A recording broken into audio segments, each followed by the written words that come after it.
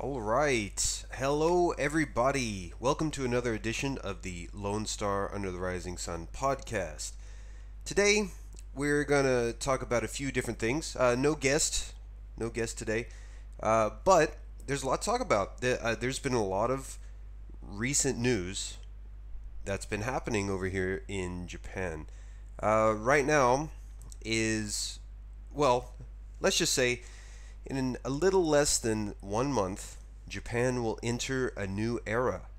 So, to those unfamiliar with the way the Japanese calendar is, they kind of split the calendar up into eras, different eras. So, there's too many to really list all of them here, but just since the modern era or the modern times have started, after they escaped the medieval period and became modernized, there have been only a few eras. It started with Meiji, the Meiji era, which came after Edo. After Meiji was Taisho. Then there was Showa, which lasted most of the 20th century, so I think a little bit before World War II, all of World War II, and all the way up to 1989. And then from 1989 until this year is the Heisei era. And starting on May 1st of this year, there will be a new era. So this is the first time, though, that the era is changing from a voluntary step down. So the Japanese emperor will step down. He's still alive, but he will step down and he will give up his throne to his son. And this is the first time this has happened in about, I think, 200 years. So it's a pretty historical event. And the new era is called Reiwa. Reiwa. Yeah. It's pretty much means like beautiful harmony or beautiful peace, orderly peace. There's a few interpretations, but I think the way the government wants it interpreted is beautiful harmony. I mean that's just kind of the one of the translations that it is. Anyway, it's a pretty historical time for Japan, because, like I said, this is it's been 31 years since Heisei started, and this is the first time in I think 200 years that a Japanese emperor has stepped down. So, and of course, it's all over the news media here. I've already seen just tons and tons of sale, like shops having end of the era sale and all this stuff. So it's really permeated throughout the culture here just within less than a week since the announcement of the new era's name. And a lot of people for Japan, young and old, and even foreigners who live here, it's kind of it's a neat time because we're living in a part of history, and it's not a negative part of history. It's kind of has this sort of good, positive feeling about it. So everyone's a little excited, everyone's a little happy, and that's the good news. Reiwa will be here in less than a month, and because of that, the Golden Week holiday, which is usually a certain about 5 or 6 set holidays, sometimes not consecutive.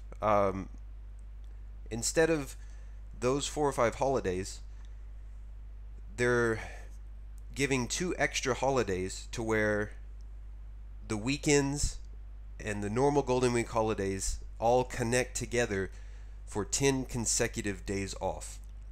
So this is one of the longest stretches of vacation that a lot of people have. Now, not everyone gets the vacation time for these 10 days, but a lot of people do, and it's described as a sort of special. Of course, it's a special event But the the travel, the amount of like Golden Week is normally a busy travel season in Japan anyway, but this one because it's a 10-day consecutive holiday stretch, man oh man, there's good luck trying to book any travel accommodations in pretty much for the next month because the cost is pretty high. I had actually planned on traveling somewhere out of Japan during these 10 days, but the cost of air travel, even within Japan, air travel within Japan is pretty high. So I've taken this opportunity now because it's a dawning of a new era in Japan, and there are many places that I have not visited yet in Japan. I've decided I'll take advantage of that and try and see these places to the best of my ability.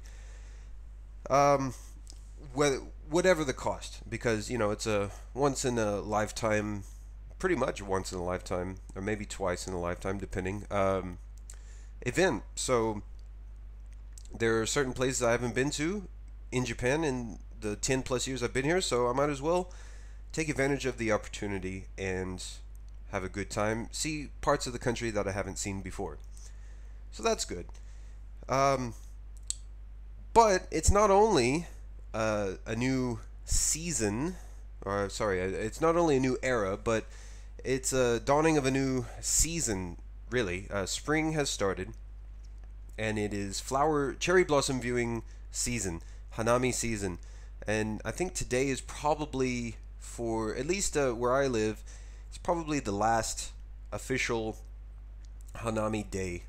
All the flowers are in full bloom now. This weekend, the parks have been full of people because where I'm at now, all the flowers are in full bloom. They're a little bit later this year because of the cold, but this weekend's weather was phenomenal.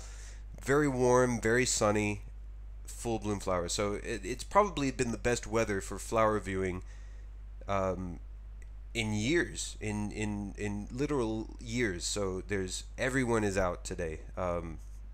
Just I didn't even bother driving around because I live close to a park, and it's just there's too much human traffic around that. I mean, you can't really even drive in the street. It's just that crowded. But of course, I've had my fill. For me, it only takes one day of drinking underneath the cherry blossoms to really get the full effect. So I've done that, taken a lot of nice photos, and today I kind of walked through the park a little bit, but I didn't. It was just I usually I, I used it as a shortcut to get to a shop I was going to. So I didn't really stop and look at the flowers that much and everything. But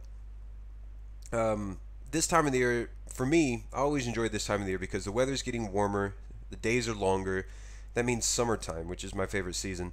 And Japanese summers, while very hot and humid, for me, it's the best time of the year. I love it. It's just everything is alive, everything's green. You can go anywhere. I like hiking. I like traveling. It's a best time to do that. The bugs are out, which yeah, mosquitoes and bugs are annoying, but they're just the noise. It just sounds like everything is alive. And there's lots of festivals, outdoor festivals. So spring and summer for me are some of the best times in Japan. And finishing off with fall, which has beautiful fall leaves. So I'm excited. It's a nice time of the year. But also, this time of the year is election season. And whichever country you're in, election season, politicians have their own way of advertising their campaigns and getting the word out for what they want to do. In America, the most common form is TV commercials. They'll attack their opponent with this, or they'll talk about their platform, whatever, using TV commercials or yard signs or whatever, right? In Japan, they're for me, it's a bit more of an annoying aspect of Japan is how the politicians advertise their campaigns.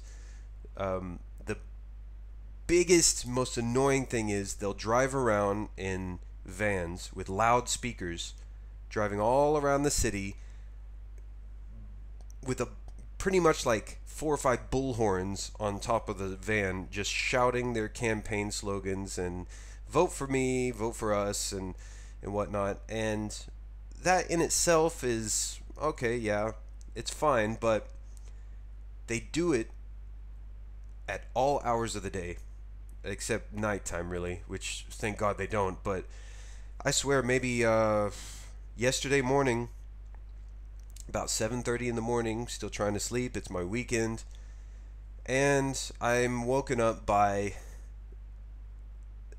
a loud campaign van that's rolling through the neighborhood, blaring as loud as they possibly can to please vote for us. And it's it's a weekend, and people are trying to sleep in. It's the probably the 1 or 2 days that people can sleep in a little bit, and they're blaring these awful, awful noises out of these campaign trucks, right? And you know, unfortunately, it has I think it has the opposite effect of what they're trying to accomplish. They want you to vote for them, but you go, through people's neighborhoods blaring this loud, obnoxious thing from a, noise from a campaign van at all hours of the day. In my opinion, that just turns people off. I don't know anyone who likes this format of advertising for campaigns. Other foreigners I talk to, other Japanese I talk to, no one enjoys it. They all think it's annoying, and it's too loud, and it's too noisy, and it's very distracting. And to be honest with you, I don't know who it persuades. Why, I don't know how it's effective at all. At all. I'm not sure who is persuaded by this, other than driving people away from that certain candidate.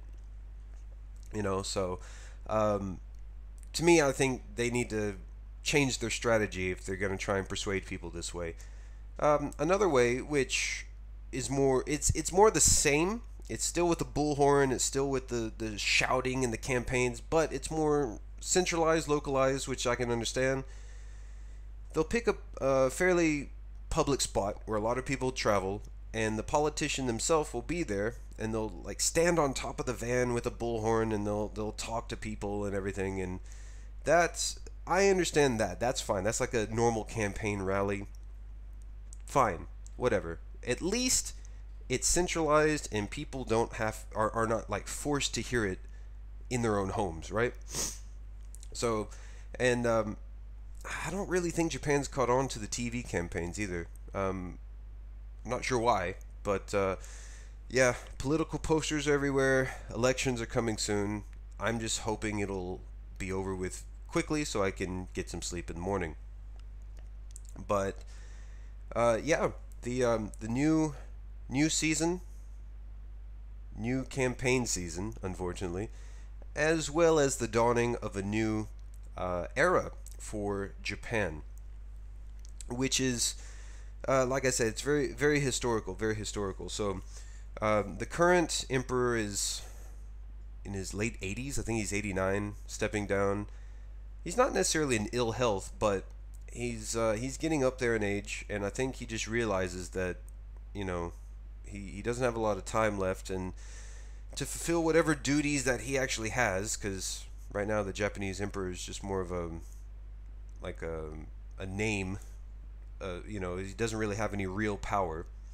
That's all in the local, or say the local government, the prime minister and the Japanese diet and all that. That's where the real power lies. But I guess in name, the Japanese emperor is still the leader of the country, culturally probably. Anyway, he's stepping down, and he's giving control to his oldest son, who is 59. 59. So he's still relatively young. I mean, he's not a spring chicken, to use that term. I'm sure you appreciate that. He's not a spring chicken, but he's still relatively young. He's younger than a lot of other monarchs and world leaders and everything. So people are thinking, or people are hoping, that he will be, in for at least as long as his father was. But you know, I'm not Japanese, and I come from a country that doesn't have any royalty. In fact, we were founded on the basis of being anti-royal. Like we do not like royalty. We value freedom from any sort of monarch, right? So that's where my opinion on the matter comes in. I think the system of having an emperor, or having even any sort of royalty at all, is outdated and unnecessary. Why would you continue in the modern age with such things if they have no real impact? You know, I mean, you could say, yeah, tradition, culture, all that. Yeah, that's fine, but what do they actually bring to the culture? Not much. I mean, I've never been to the UK or any other country that has royalty. I'll take that back. I've been to Thailand, which the actual king does have power there. So that's a bit different. But I'm talking about in modern democratic societies that still have monarchs as head of state. There's no point. They're useless. They're figureheads. There's just no point in having these people that are in some sort of higher status than the rest of the people, just for the fact that they were born into a family that once ruled the country. Which, if you know anything about the history of Japan, the emperor really hasn't had full control over the government except for a few times in the history of Japan. It's mostly been before the modern era. It was mostly the shoguns, the generals, the army generals, that really controlled different aspects of the government, and of course the emperor was a figurehead. Now there were some times where the emperor was put on a godlike status, and they had full control of the government. But if you look at the entire history of Japan, the time that the emperor has actually controlled the country is very, very small, very, very small. So and at this point in this modern day and age, there's just no point in having an emperor. But in Japan, people seem to not really mind having him around. He's not really a common topic of everyday speech or everyday conversation. So it's just like he's just there. He's just there. He's just part of the culture. Just like other parts of the culture don't really change over time. Neither does this. There's an emperor sitting on the throne. The chrysanthemum throne, as it's called. So, oh well. I mean, we'll see how long this lasts. Maybe this might be the last official monarch era. Who knows? Who knows? Thing is, I don't care. My life won't change much anymore. But if it brings an overall positive feeling to people's everyday lives, then why not? I mean, it doesn't really hurt anything, I guess. But I suspect, and I could be wrong, but I suspect a lot of the tax money that people pay here go to these people. For whatever reason, they live off the money of the normal everyday person. That I don't agree with. If I'm forced to pay any taxes, which in any government or any nation you live in, you have to pay taxes, unfortunately. I would like it to go to something that's useful and not just propping up the lives of these people who don't really do anything. That's probably my biggest complaint with royalty is they live off the backs of the everyday person, and there's just no point to having them around. If I'm going to be forced to give part of my money to the government, at least put it towards something that's productive for society, not give it to pretty much, okay, pretty much all royalty in this day and age, in a democratic nation, all royalty are freeloaders. They're on the welfare of the people, so that's why I really disagree with them. But I can't change that fact. So all I can do is complain about it. And I don't really like complaining too much, so I'll kind of stop on that. But less than a month, Heisei will end and Reiwa will begin. Hopefully this does bring a beautiful peace and a beautiful harmony to Japan. But I suspect, judging by how the Prime Minister Shinzo Abe is trying to change the constitution here, he will probably push even more so now to secure a change in the Japanese constitution to reinstate the Japanese army. So right now, Japan has a self-defense force. So it's officially a pacifist nation, but they have a self-defense force which they train soldiers to, um, everything that a normal soldier would in an army, but Japan just doesn't engage in active military conflict across the world. They send peacekeeping soldiers to different parts of the world, which help with aid and whatnot. Which, if you're gonna have any form of army, to me that's the best scenario you got is people that don't engage in actual armed conflict, but actually go to help other nations. But if I had to choose, I'd still say we don't need them. You don't need them at all.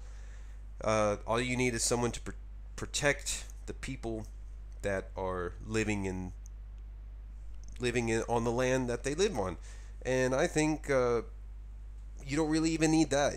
I mean, people can defend themselves just as easily if they had the means to. If they weren't banned by the government, people have the means to protect themselves more so than any standing army or self-defense force could, because they're separate from the local people. Maybe, like a local neighborhood watch, an armed mini militia like that would be fine for a local community. That's fine to protect their local assets and whatnot, but anything more than that, I don't think is very necessary. So what is the agenda going forward that Shinzo Abe wants? If he wants to change the Japanese constitution to reinstate a Japanese army again, why? What is the end goal here? I mean, Japan has fallen to number 3 in the world economy. China surpassed them. Japan has never really been a friend of China or South Korea or North Korea or anything. So Japan is kind of on its own out here in East Asia. They're not very popular with other East Asian countries. So I can understand wanting to have a force to truly defend itself, but if Mr. Abe is wanting to change the constitution to try and reinstate an army, what's his end goal here? What is he trying to do? I'm very skeptical. I'm very suspicious of his aims. He is he is a very controversial figure. Not a lot of people like him, but enough people like him to where he keeps being voted in to power. So he's now been prime minister, I believe, once back in the mid 2000s, and then he was reelected again back in 2012, and he's been emperor. Or He wants to be emperor, I think, but he's been prime minister of Japan since 2012. So he's been in there. He's one of the longest serving prime ministers in Japanese history, actually, consecutively too. But a lot of people complain about him, but still somehow he continues on. So we're in the age of Abe still, and he's quite the or he wants to be the buddy of Donald Trump, as has been shown in the media. But anyway, enough about Mr. Abe. In other news that's going around Japan now, Carlos Ghosn, who was the head of Nissan Mitsubishi Alliance and Renault as well, he last November he was kicked out of all of his companies. He was CEO of all of Nissan, Renault, and Mitsubishi. He was kicked out of that, and he was arrested in November because he was accused of falsifying his taxes, apparently, or his earnings. Sorry, he was falsifying his earnings from the companies and mismanaging his money there. This is what he's been accused of, and it has brought a spotlight on the Japanese judicial system and whether or not it's fair.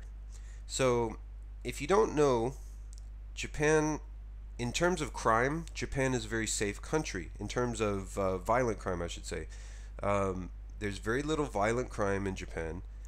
There's not a lot of, there's just not a lot of crime in general. But when there is crime, there's almost a 99% conviction rate of all crimes. Whether the person is truly guilty of these crimes or not, who knows? But the Japanese authorities are very notorious for detaining people who've been arrested indefinitely until they confess. Whether they've done the crime or not, well, they've confessed it, so they must be guilty, right? And it seems a bit different in American culture now, but at least Americans still, at their core, try to believe that people are innocent until proven guilty. Well, in modern day America, it's you're guilty by media first, and then if you're found innocent, well, your reputation's still ruined. But in Japan, it just seems it's always been, if the image is, if you're arrested for something, well, you must be guilty, or else why would you be arrested for it, right? So that has led to actually a few innocent people being put in prison, and for a long time. So I believe recently there was a guy who was found guilty of murder, and he served 30 years in Japanese prison, but he was later found not guilty of his crime after serving 30 years. Think about that. He lost 30 years of his life because they forced a confession out of him, but later on, DNA evidence proved his innocence. So, now, don't get me wrong. I love Japan. I love living in Japan. It's a safe country. I wouldn't still be living in Japan if I didn't enjoy living in the country. But that doesn't mean that it doesn't have its faults. And I think that one of the biggest, the most atrocious things that goes on in this country is their justice system, or I should say their injustice system. So it's just anyone who's arrested, there's a 99% chance that they will be convicted of their crime. So Carlos Ghosn, who is not Japanese, he's Brazilian, Lebanese, and French nationality, but he was the CEO of Nissan and Mitsubishi and Renault car companies. He's credited as building the alliance between these car companies and the success that it's brought. But there's been some internal conflict with people, and Anyway, it was he was accused of misrepresenting or misreporting his earnings, not filing the appropriate taxes and whatnot, and he was in a Japanese detention center from November really until a couple of weeks ago. He has not confessed. He is,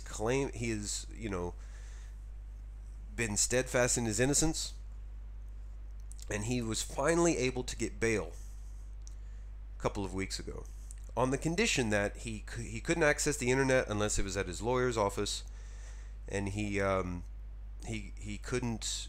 There were a lot of restrictions. He couldn't leave the country and whatnot, but he was still free to visit his family and just kind of be free to do as he pleased within Japan, or within Tokyo at least. Well, then it gets very interesting here. On April 3rd, he announces on Twitter, which, keep in mind, he's not supposed to use the internet unless it's through his lawyers, right? So whether it's really him saying this or not, who knows? But probably someone on his behalf. But through Twitter, he announces that on April 11th, he will have a press conference announcing his innocence again, and he will name names on conspirators against him, and that he has proof of his innocence through this. In less than a day after this announcement, he is re-arrested. Not because he's violated his bail and used the internet. No. He is re-arrested on more charges that he has that he funneled money through the country of Oman, like Nissan funds through Oman, and then benefited for his personal gain.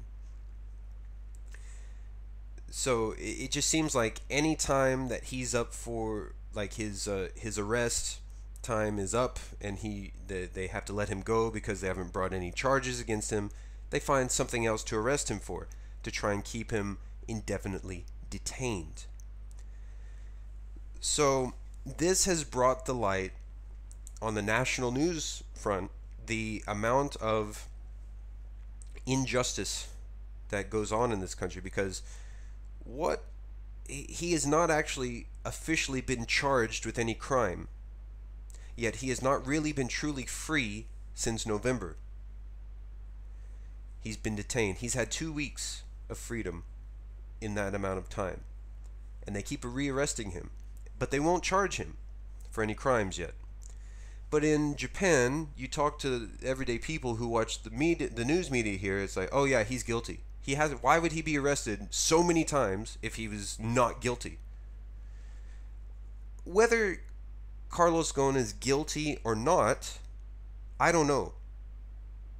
I don't know if he's guilty or not, because no one has seen any proof convicting him of any crime, nor have they seen any proof, proving his innocence of any crimes, right? But the fact that the way he has been treated by authorities here has shown the amount of injustice and sort of medieval tactics that the judiciary system has in this country, not only for foreigners, but to Japanese citizens as well. And that's in my opinion, as beautiful and as lovely as a country as Japan is, that is like egg on the face. That is the shame of this nation, I believe. There's a lot of, no country is perfect. No country is perfect. Every country has its good points, every country has its bad points. But one of Japan's dark smears is their judiciary system and how they treat people who have been accused of crimes. Now, the French government has said they respect Japan's right to treat Carlos Ghosn however they wish, because he's within their judiciary system. I don't necessarily agree with that, but not only when Carlos Ghosn was rearrested, but his wife, who's not suspected of any crimes at all, her passport was taken by Japanese authorities. Why does she have anything? She has nothing to do with this crime at all, yet she is having her passport taken away, she is having her rights violated just because she's married to Carlos Ghosn. Now, all I all I wish is he gets a fair trial. The evidence against him is presented, the evidence for his innocence is presented, and it is decided either by a jury or by a judge or whatever system how they convict people here, or exonerate them, whatever it's supposed to be, that's how he should be treated. And if the evidence shows that he is guilty of these crimes, then yes, he should face the punishment for those crimes. That's how justice in law should be. But he's not getting that treatment. So if he is guilty of this, yes, he should be punished for it and whatnot, right? Now, what his punishment should be, again, is up for debate. I think for non-violent crimes, people should not be locked up in a cage for such things. The only time people should be removed from society is if they're of threat, either a violent threat, a sexual threat, or whatever, sort of threat to people. Yes, those people should be either temporarily or permanently removed from that society. But if it's a non-violent crime, the only punishment should be compensation for whatever financial misdeeds they've done, right? And that's just my opinion on the matter. So if he is found guilty, then yes, he should face some sort of punishment. That's just how justice works, right? But he's not even being treated fairly. So whether he's guilty or not, I support him only in being treated fairly, as anyone should be, as any human being should be. And the more I look at the case, the more and more I stand behind Carlos Ghosn in this case. And if he's brought to trial and he's found guilty, then so be it. I'll accept that. Maybe I won't accept whatever punishment he gets, but at least I'll accept, if the evidence is brought, that he is guilty. But the way I look at it is, if he's this steadfast in claiming his innocence, if he is this determined to prove his innocence, that he's willing to give up months of his life, he's willing to endure this sort of punishment without even being convicted of any crime. He has the conviction there. To me, that just says something. Yeah, it's arbitrary. There's no real concrete proof, but in my opinion, that goes a long way. Because the normal average person, even if they're innocent, would buckle under pressure and would give a confession, a false confession. But he hasn't, so he has stayed strong in this. So I hope he gets a fair shake in this, whatever the outcome. We'll see. I doubt it. I doubt he will. But hopefully this brings to light the issue of the injustice system that continues to go on in this country. And it's a shame, because it's a lovely country, it's a beautiful country, beautiful people, and it's just a shame that these old draconian style ways of trying people for crimes are still not only practiced, but is just generally accepted by the local people. I just shake my head at that in shame. It's sad. It's sad. But, well, we'll see how that situation develops. Also, not really good or bad news. Interesting news. Japan has been more and more getting involved with the with space. Now they're not sending. I mean, yeah, they're sending astronauts to the International Space Station and whatnot, along with other countries, but they're not really. Japan's never really been at the forefront of space exploration. It's usually been just the U.S., at one time Russia, and then I guess now China and India are starting to dip their toes into those waters. Um, but Japan is now doing some things that I think is very interesting in terms of space, and they have now bombed an asteroid. They've sent a bomb into space and bombed an asteroid and created a crater in this asteroid. Now the purpose of this is to collect samples of certain rocks, I believe bring them back to Japan, back to Earth really, and study them. And this could eventually lead down the road to space mining. Space mining, and that's something that a lot of people, when they talk about space, they seem to bypass. You know, most of the talk is sending people back to the moon, or sending people to Mars to colonize these places, or space tourism, or whatever, right? But an area that a lot of people don't really talk about is space, like space commerce, right? So the Earth has finite resources, and we're running out of these resources. But space pretty much has almost an endless amount of these resources, plus maybe some elements and rocks and resources that we don't even have on this planet. So with Japan sending out this exploratory probe and bombing this asteroid, it's kind of the first step in space mining, I believe. And if we can exploit more resources from space as opposed to depleting them from our own planet, I think that's a better way to go about it. Because until we can live on other planets or other bodies in space, then this is the only place that we have. So we might as well take care of this place and exploit asteroids, which have no life forms on them, that, or at least intelligent life forms on them. Exploit those to get the resources that we need.